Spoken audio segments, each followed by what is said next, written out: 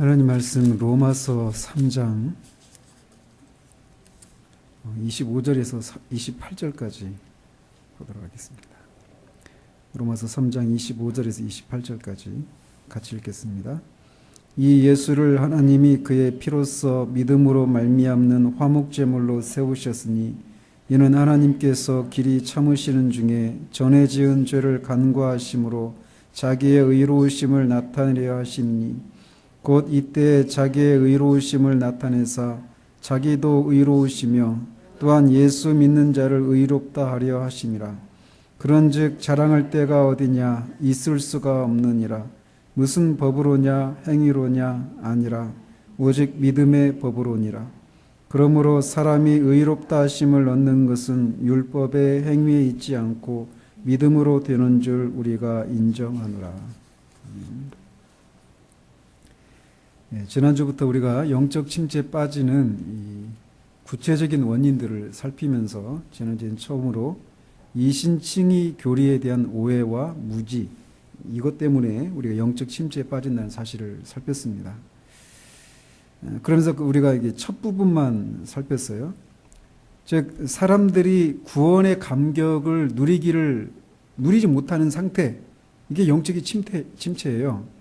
그런데 그런 이유 중에 하나가 무엇이냐? 구원의 감격을 참된 구원의 그 감격을 누리기를 원하려면 첫 번째 우리에게 요구되는 것은 죄에 대해서 참되게 회개하는 것이 필요하다라는 것입니다. 그런데 문제는 자신이 죄인이라고 생각할 때 자신이 저지른 어떤 구체적인 그런 죄된 행동의 차원에서 죄를 생각하기 때문에 자신이 예수 그리스도가 필요하다, 그리스도의 복음이 필요하다라는 것을 바르게 인식하지 못한다라는 것입니다. 그러면 이제 우리가 자신이 죄인이라고 할 때 어떤 차원에서 생각해야 되느냐? 그것은 어떤 구체적인 죄된 행동의 차원에서 죄의 문제를 생각할 것이 아니라 율법이 우리에게 궁극적으로 요구하는 것, 즉 하나님을 영화롭게 하고 그를 사랑하고 그를 아는 것, 그렇지 못한 상태, 그것이 바로 죄다라고 하는 이 인식을 가져야 한다는 것입니다. 그래서 자신이 거기에 미치지 못하는, 아니 미칠 수 없는 상태 가운데 있다라고 하는 것을 깨닫는 데서 오는 절망이 무엇인지 모르기 때문에 구원의 감격을 누리지 못하는 것이다라고 말씀드렸습니다. 그런데 자신이 죄인이다라고 하는 것을 이런 차원에서 생각하지 못하고 어떤 구체적인 죄들의 차원에서 생각하고 있는 사람들이 정말 많습니다. 그렇기 때문에 로이 존스는 자신이 하나님 앞에서 쓸모없는 자라고 하는 것을 인식하게 될 때까지, 또 하나님 앞에서 전적으로 정죄받은 자이고 완전히 실패한 자라고 하는 것을 인식할 때까지는 다른 어떤 것에 주의를 기울이지 말라고 권고합니다. 이게 시작이니까 말이죠.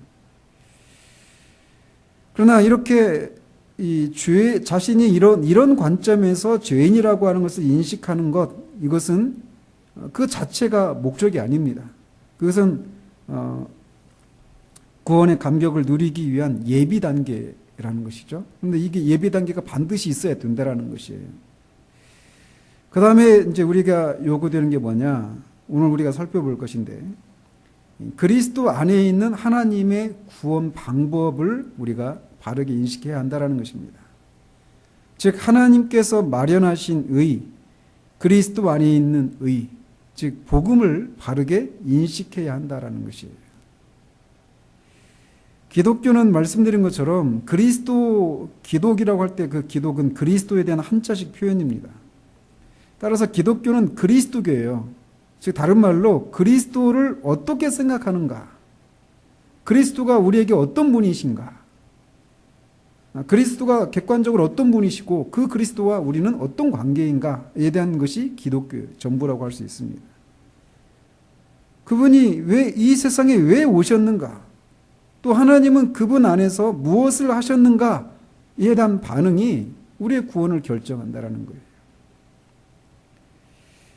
하나님께서 그리스도 안에서 하신 일에 근거한 이 의는 우리 구원에 있어서 절대적입니다. 즉 구원은 오직 그리스도 안에서만 있다라는 거예요. 하나님께서 마련하신 이 그리스도의 의를 통해서만 우리가 구원을 받을 수 있다라는 것입니다. 그래서 우리가 모든 것에 성공적이라 하더라도 구원의 문제를 그리스도에게만 우리가 밀착시키지 않는다라면 우리는 기독교인이 아닙니다. 어떤 기독교적인 행동을 하고 있다 하더라도 우리의 구원의 문제를 그리스도에게만 밀착시키지 않는다면, 붙들지 않고 있다면 우리는 그리스도인이 아니에요. 그리스도 안에 있는 하나님의 의라고 하는 것은 그리스도가 율법을 굳게 세우심으로 사람들이 용서를 받게 하기 위해서 하나님이 그를 세상에 보내신 것을 의미합니다. 유대인 당국자들에 의해서 십자가에 죽으신 이 예수는 육체를 입으신 하나님이셨습니다. 그런 완전한 사람으로서 완전한 하나님이신데 육체를 입고 이 땅에 오셨어요. 그가 오신 이유가 무엇이냐? 완전한 하나님으로서 하나님께 완전한 순종을 하시기 위해서입니다. 하나님께 완전한 순종을 한다라고 하는 것은 하나님의 율법을 완전히 실패가 없이 절대적으로 지키는 것을 의미합니다. 그리고 그분은 단 한순간도 하나님의 율법을 어기신 적이 없으셔요. 소극적으로 어기지 않은 적이 없는 것이 아니라 율법이 요구하는 모든 것을 나면서 죽으실 때까지 모두 적극적으로 순종하셨습니다. 율법을 세우신다라고 할 때 첫 번째 의미는 이거예요. 적극적으로 하나님이 우리에게 요구하신 율법을 다 지키셨다라는 거예요. 그런데 그가 오신 이유는 그것만이 아니라는 것입니다. 사도 바울은 그리스도께서 하나님의 율법을 모두 지키시는 순종을 하신 것에 더해서 오늘 우리가 읽었던 25절, 26절 이렇게 말을 하고 있어요. 이 예수를 하나님이 그의 피로써 믿음으로 말미암는 화목제물로 세우셨으니 이는 하나님께서 길이 참으시는 중에 전에 지은 죄를 간구하심으로 자기의 의로우심을 나타내려 하심이니 곧 이때 자기의 의로우심을 나타내사 자기도 의로우시고 또 예수 믿는 자를 의롭다 하려 하심이라 라고 말을 합니다. 이게 이 복음의 핵심입니다. 복음이 뭐냐? 라고 물어보면 바로 이 구절을 우리가 제시할 수 있어야 돼요. 이게 뭘 말하는가? 성경은 모든 인간이 아담 안에서 하나님께 죄를 짓고 반역을 해서 하나님과 원수가 되었다, 원수가 된 하나님과 원수 관계인 상태 가운데 있다라고 선언을 합니다. 바로 그게 죄예요. 하나님과 관계가 원수 관계라는 거죠. 그리고 우리가 에베소에서 사도가 말하고 있듯이 거룩하신 하나님은 그런 죄인을 향해서 진노하고 계시다라는 거예요. 그렇기 때문에 죄인이 하나님 앞에 서기 위해서는, 하나님과의 관계를 회복하기 위해서는 반드시 그 죄에 대해서 벌을 받아야 된다는 것입니다.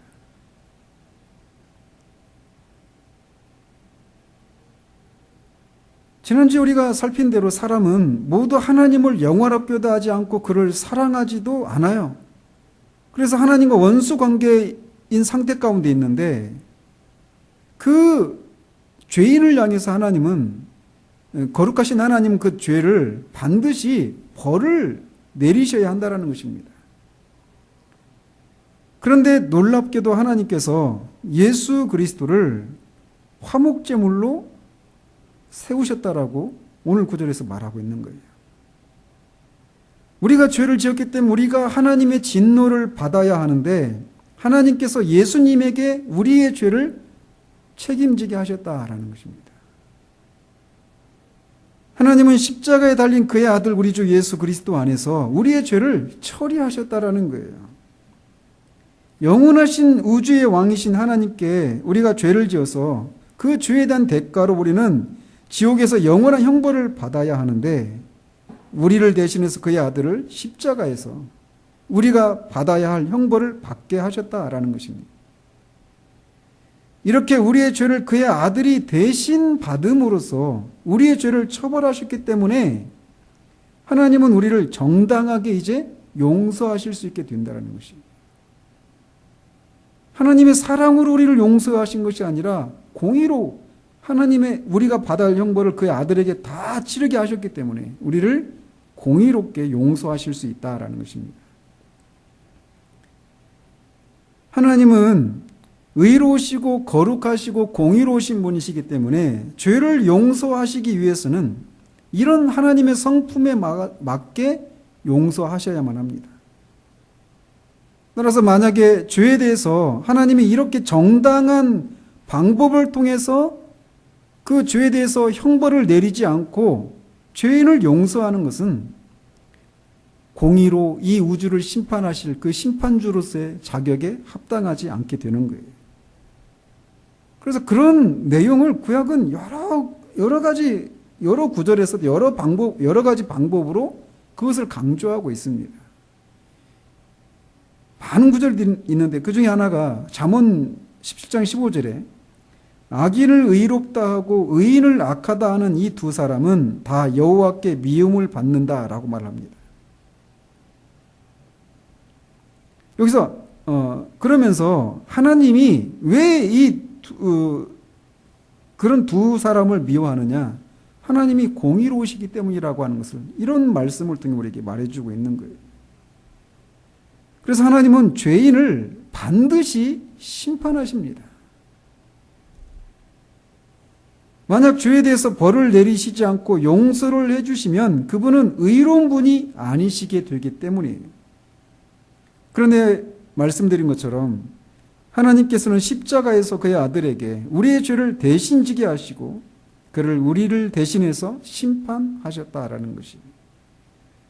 그리고 그 예수를 믿는 자들을 의롭다고 해주신다라는 것입니다. 그것이 가능한 것은 십자가에 달리신 예수가 우리를 대신해서 우리의 죄값을 모두 치르셨기 때문입니다. 그렇기 때문에 하나님이 죄인을 용서해 주시는 그 자체가 의로울 수 있는 거예요. 만약에 죄를 정당하게 처벌하시고 용서를 해 주시기 때문에 죄를 용서해 주신 하나님이 의로운 분이라고 하는 것이 드러나게 된다는 것입니다. 여기 하나님께서 길이 참으시는 중에 전에 지은 죄를 간과하심으로 자기의 의로우심을 나타내려 하십니다. 이렇게 말을 하고 있잖아요.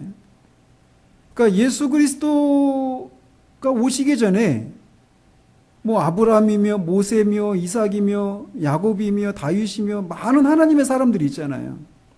다윗을 가지고 얘기를 해보시죠. 다윗이 구원을 받았습니까? 안 받았습니까? 무엇에 의해서 구원을 받았을까요? 그가 죄를 지었잖아요. 그죠? 그 다윗의 죄를 용서해 주셨는데 하나님이 끊임없이 사단이 송사하는 게 그거예요. 어떻게 죄를 지었으면 그가 죽어야 되는데 형벌을 받아야 되는데 어떻게 용서를 해 주시느냐는 거예요. 근데 그래서 끊임없이 하나님이 의롭지 않으시다라고 하는 이런 사단의 송사가 있는 거죠.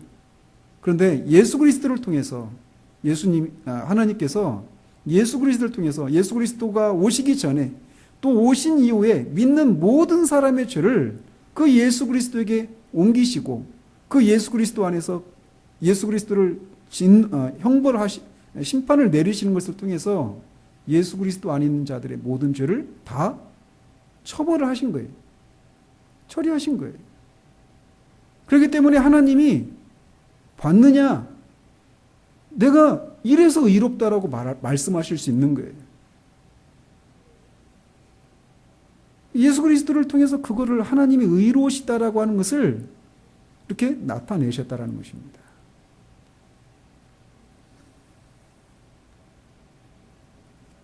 그렇기 때문에 하나님은 의로우시고 예수를 믿는 자들도 의롭다고 하실 수 있게 된 것이에요.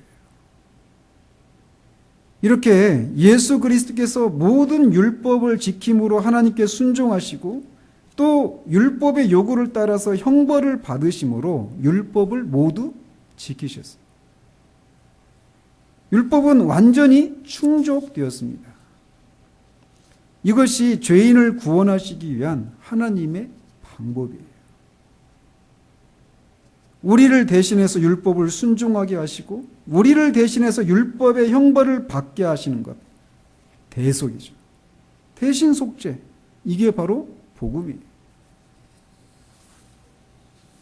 하나님은 우리에게 이렇게 율법을 순종하고 형벌을 받으심으로 이루신 그리스도의 의를 우리에게 전가시켜 주십니다. 만일 우리가 우리의 부족함을 느끼고 하나님께 나아가서 우리의 부족함을 고백하면 하나님은 자신의 아들의 의를 우리에게 주신다라는 거예요. 하나님은 아들의 의를 아들을 믿는 자들에게 전가시켜 주십니다. 그래서 우리를 의롭다고 하신다라는 거예요. 그리고 우리가 그리스도 안에서 의로워졌다라고 하는 것을 선언하십니다. 이게 바로 예수를 믿는다라고 하는 것이 의미하는 거예요. 그리고 이것이 유일한 구원의 길입니다. 예수 그리스도를 믿음으로 말미암아 의롭다함을 받는다. 이게 바로 기독교예요. 이게 바로 복음입니다. 그렇기 때문에 27절에서 말하고 있는 것처럼 그런즉 자랑할 데가 어디냐 있을 수가 없느니라 무슨 법으로냐 행위로냐 아니라 오직 믿음의 법으로니라 라고 말을 하는 거예요. 우리의 행위나 또 우리가 속한 전통이나 구원받고자 하는 열망의 정도에 의해서 우리가 구원을 받는 것이 아니라 오직 하나님께서 그리스도 우리 주 예수 안에서 하신 일로만 우리가 구원을 받는다라는 거예요. 그가 하신 일을 믿음으로 그를 믿는 자마다 의롭다 하신다는 이 하나님의 말씀을 믿음으로 우리가 구원을 받는다라는 것입니다. 근데 이제 문제는 지금 말씀드린 이 내용을 다 믿는다고 하면서도 여전히 자신의 구원을 확신하지 못한다는 거예요. 그러니까 이거를 모르면, 이 내용을 모르면 절대로 구원의 감격을 누릴 수가 없어요. 그런데 문제는 이것을 안다, 나 믿는다라고 말을 하면서도 이거를 믿는다고 하면서도 구원의 기쁨을 누리지 못하는 경우들이 있다라는 거예요. 무엇이 문제인가라는 것입니다. 만약 그런 상황 가운데 있는 사람들에게 구원을 확신할 수 있도록 어떤 일들을 하도록 하게 하면 그는 더 깊은 혼란과 침체에 빠지게 될 것입니다.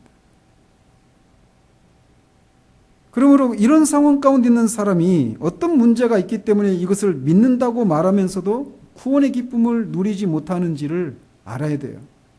그리고 사실 이런 사람들이 많습니다. 그래서 그런 사람에게 그래서 만약 누군가에게 방금 말씀드린 그런 내용을 전하고 그것을 믿느냐고 물었을 때 그가 나는 그것을 믿는다라고 말한다면 우리는 그 사람을 그리스도인이라고 간주해야 됩니다. 그런데도 그가 자신을 그리스도인으로 간주하는 것에 대해서 머뭇거리는 경우들을 말씀드린 것처럼 많이 봐요. 왜 그런가?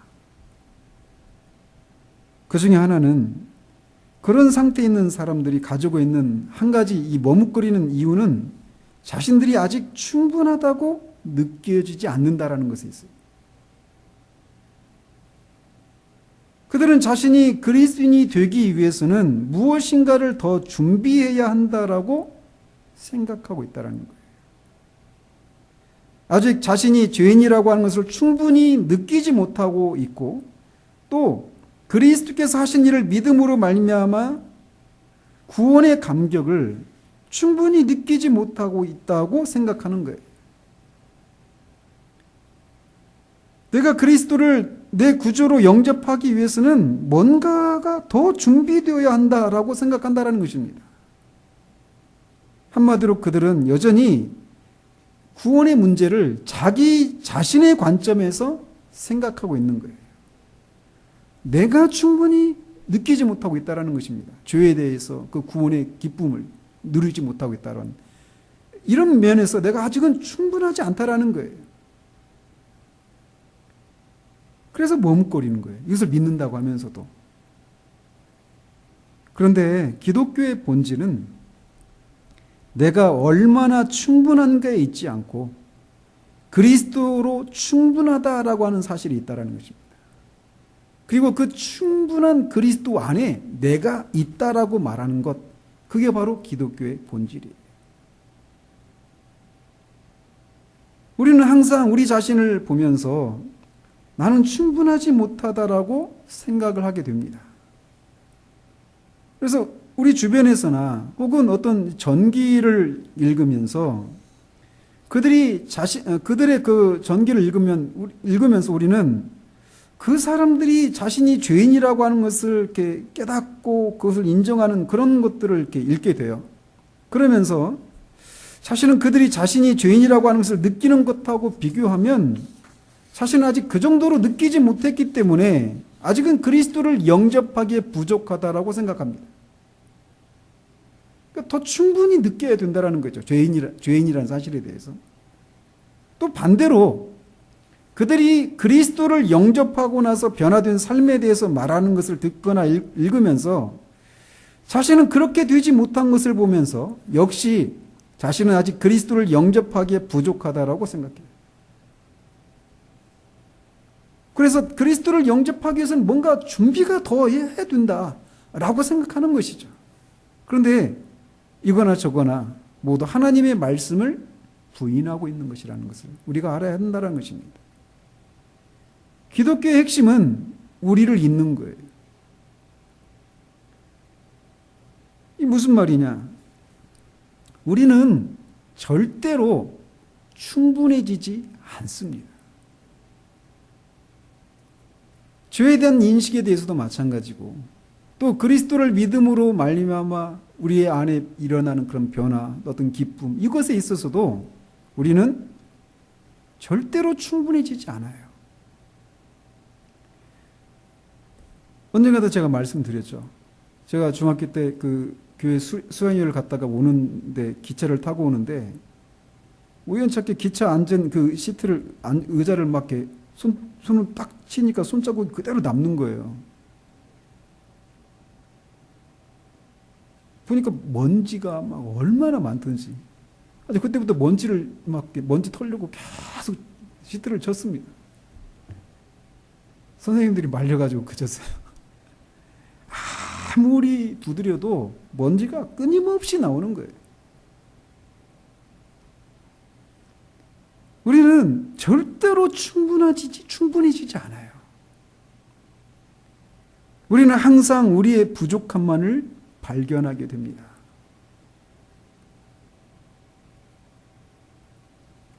그런데 성경이 우리에게 말해주는 것은 우리가 얼마나 충분하지 않은 사람이든지, 우리가 어디까지 떨어졌던 사람이든지, 우리가 어떤 죄를 지었든지 상관이 없다라는 것이에요.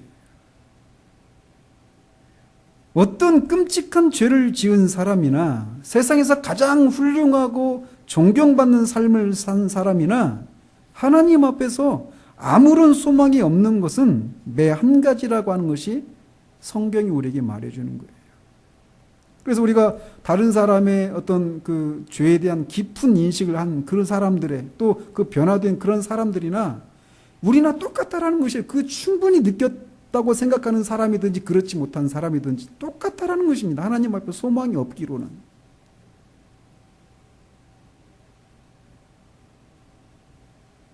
따라서 우리가 충분하지 못하다라고 하는 그런 우리 자신에 대해서는 있고 그리스도가 충분하다라고 하는 것을 붙들어야 한다는 거예요. 우리가 붙들어야 할 것은 우리 안에 아무런 소망이 없다라고 하는 것을 인정하는 것입니다. 그래서 우리가 우리 자신에 대해서 자부심을 느끼게 만들었던 모든 것이 우리의 구원을 위해 아무런 쓸데없는 것이라고 하는 것을 인정하는 거예요. 죄에 대해서 깊이 깨달은 것도 우리의 구원의 조건이 아니에요.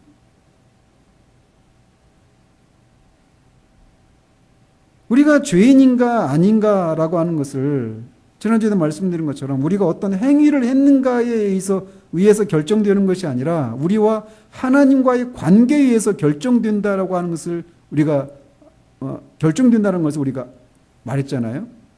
근데 그것을 믿고 그것에 비추어 볼 때 자신은 죄인이다라고 하는 것을 인정한다면, 그리고 그런 죄인을 위해서 예수 그리스도께서 이루신 것을 믿는 자들을 의롭다고 여겨주신 하나님의 말씀을 믿는다면 그것으로 충분하다라는 것입니다.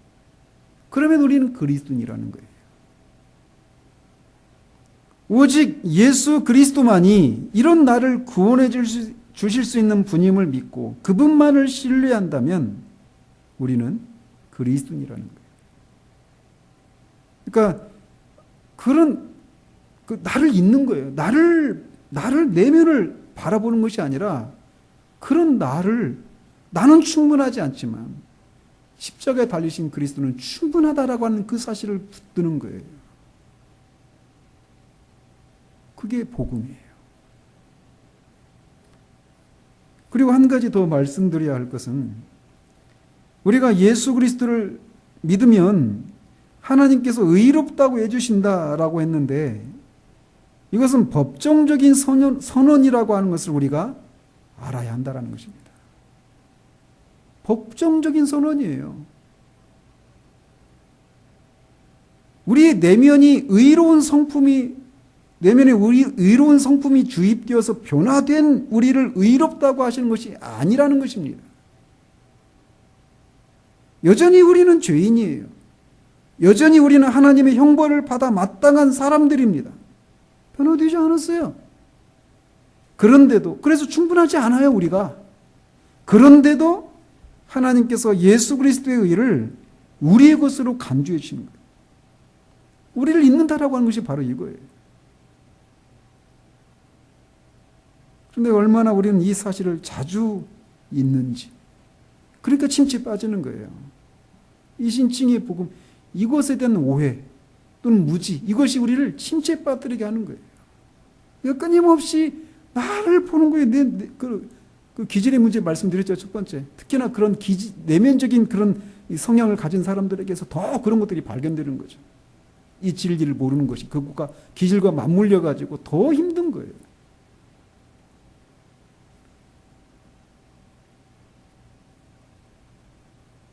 우리가 죄인이라고 할 때 그것을 죄된 행동의 차원에서 말하지 않고 하나님과의 관계에서 말하듯이, 우리가 의롭다 여김을 받아 의인이 되었다라고 말할 때도 역시 하나님과의 관계에서 생각해야 합니다. 즉 우리가 예수 그리스도를 믿어 의롭다 여김을 받았다라고 하는 것은 우리가 하나님과의 관계가 회복되었다라고 하는 것을 의미하는 거예요. 전에는 하나님과 원수 관계였어요. 그래서 하나님 우리를 향해서 진노하셨었습니다. 그러나 이제는 더 이상 우리를 그렇게 보지 않으신다라는 것이에요. 왜? 예수 그리스도께서 우리가 받아야 할 죄값을 모두 십자가에서 치르셨기 때문에. 우리가 치러야 될 죄값이 더 이상 없어요. 그래서 우리와 하나님 사이에 화목이 이루어졌다는 것입니다. 그 예수 그리스도를 통해서. 우리 내면의 변화가 일어나서가 아니라 전적으로 예수 그리스도께서 십자가에서 그의 피를 흘리시는 것을 통해 우리와 하나님 사이에 화목을 이루셨다는 거예요. 그 십자가의 공로 때문에 우리가 하나님과 관계가 회복이 되었다는 것이죠. 그렇기 때문에 우리에게 요구되는 것은 선하게 살려고 하는 결심도 아니고 금식하고 기도하는 것도 아니에요. 오직 그분에게만, 그리스도에게만 우리의 구원을 맡기는 거예요. 그분만이 나를 구원하실 수 있는 유일한 분이시다라고 하는 것을 믿고 그분을 신뢰하는 거예요. 그게 바로 믿는 겁니다. 그렇게 될 때 우리는 전에 알지 못했던 그런 해방감과 기쁨을 누리게 돼요. 이것이 침체에서 벗어나는 길입니다. 두 가지예요. 그러니까 이 참된 구원의 기쁨을 누리기 위해서는 죄에 대한 참된 회개가 필요해요. 근데 그 죄를 죄인이라고 할 때는 그게 하나님과의 관계 차원에서 생각해야 된다는 것입니다. 죄된 행동의 차원에서가 아니라. 그렇기 때문에 우리는 모두가 죄인이에요. 하나님을 영화롭게도 하지 않고 하나님을 사랑하지도 않고 하나님을 존경하기도 하지 않으니까. 우리의 전 존재를 다해서 그분을 사랑하지 않으니까. 아무도 그런 사람이 없어요. 그렇기 때문에 우리는 모두 죄인이라는 그 사실을 깨닫고 그 죄된 상태에서 벗어날 수 없는 우리들의 상태를 인정하고 그 사실을 인해서 절망하는 겁니다. 이게 우리에게 요구되는 거예요. 그 다음에 그런 우리를 위해서 예수님이 십자가에서 또 율법을 지키시는 것을 통해서 모두 다 처리하셨다라는 거예요. 우리가 얼마나 깊이 그 죄를 인식하든지 안 하든지 또 우리 내면에 그런 변화가 없음에도 불구하고 그 예수 그리스도께서 하신 일들을 믿음으로 그를 믿는 자를 의롭게 하시는 그 하나님의 이 사역을 그리스도 안에서 하신 일들을 믿음으로 우리가 의롭게 된다라고 하는 것. 그것을 믿을 때 우리가 그리스도인이 되는 거예요. 그리고 그 사실을 붙들 때 우리는 참된 구원의 기쁨이 생겨나게 된다는 것입니다. 영적인 침체에 빠지는 사람들이 영적인 침체에 빠지는 가장 많은 경우가 이거예요. 그리고 이게 가장 기초거든요. 근데 이게 흔들리니까 영적인 침체에 종종 빠져요. 그러므로 이 이신칭의 복음에 대한 바른 이해를 우리는 붙들어야 돼요. 그리고 자주 잊어요. 얼마나 자주 잊는지 모릅니다. 우리는 충분하지 않지만 그리스도는 충분하십니다. 그걸 붙들어야 돼요. 기도하겠습니다.